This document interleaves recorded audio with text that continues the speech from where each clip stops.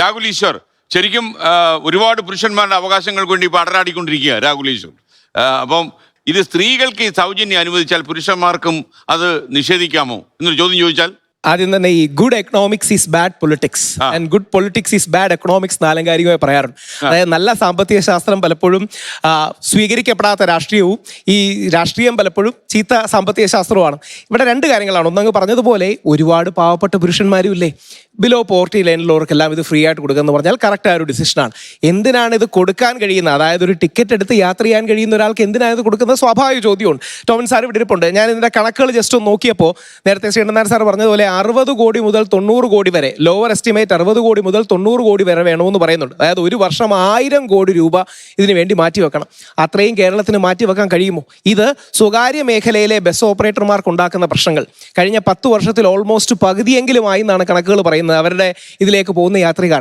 അപ്പോൾ അതെങ്ങനെ അഫോർഡ് ചെയ്യും? 23 ലക്ഷം മുതൽ 24 ലക്ഷം വരെയാണ് KSRTC യാത്രക്കാരുണ്ടെന്ന് പറയുന്നത്. അതിൽ 12 ലക്ഷത്തോളം സ്ത്രീകളാണ്.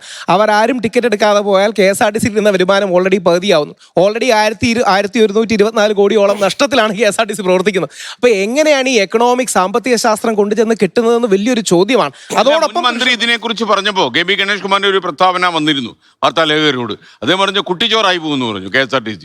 അത് കോൺഗ്രസിനെ വലിയ UDF വലിയ പ്രതീക്ഷയോടാണ് കാണുന്നത്. പക്ഷേ ഈ പോപ്പുലിസം എന്ന് പറയുന്നതും കൈയടി കിട്ടാൻ വേണ്ടി കാര്യങ്ങൾ പറയുമ്പോൾ അതിന് സാമ്പത്തിക ഭദ്രത വേണമെന്നുള്ളൊരു കാര്യമുണ്ട്. രണ്ട്, ഈ പോളിസി വൈസ് നേരത്തെ അദ്ദേഹം പറഞ്ഞ ഒരു പോളിസി വൈസ് പുരുഷന്മാരോടുള്ള ഡിസ്ക്രിമിനേഷൻ അല്ലേ? അതായത് കമ്മീഷൻ ആളെന്നുള്ള നിലയിൽ അല്ല, പുരുഷന്മാർക്ക് ഒന്നെങ്കിൽ അതായത് മിഡിൽ ക്ലാസ്സിൽ ഉള്ള ഒരു സ്ത്രീ, ലോവർ ക്ലാസ്സിലുള്ള ഒരു പുരുഷൻ, മിഡിൽ ക്ലാസ്സിലുള്ള സ്ത്രീക്ക് ഫ്രീ ആയ റൈഡ് കിട്ടുന്നു. ഈ പാവപ്പെട്ട പുരുഷൻ കാശ് കൊടുത്ത് യാത്ര ചെയ്യേണ്ടി വരുന്നു. എന്ത് ലോജിക്കാ അതിനുള്ളത്?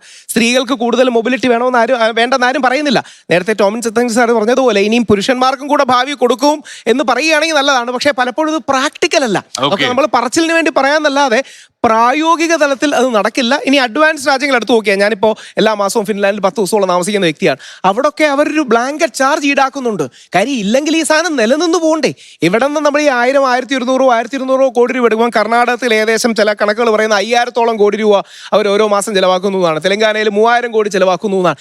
യഥാർത്ഥത്തിൽ ഈ 3000 കോടി ഇതിനു വേണ്ടി ചിലവാക്കണോ? പകരം ബെറ്റർ CCTV അടക്കം അതിൽ കൊണ്ടുവരിക, ബസ്സുകളുടെ ക്വാളിറ്റി കൂട്ടുക, ക്ലീൻനെസ് കൂട്ടുക തുടങ്ങിയ കാര്യങ്ങളല്ലേ നമ്മൾ ചെയ്യേണ്ടത്. അപ്പോൾ അഫോർഡ് ചെയ്യാൻ കഴിയുന്നവർക്ക് എന്തിനാണ് ഫ്രീ റൈഡ് എന്നൊരു ചോദ്യം, പ്ലസ് അതിലൊരു ജെൻഡർ ബയസും കൂടുള്ളത് സ്വാഭാവികമായി ആൾക്കാർ ചോദിക്കും.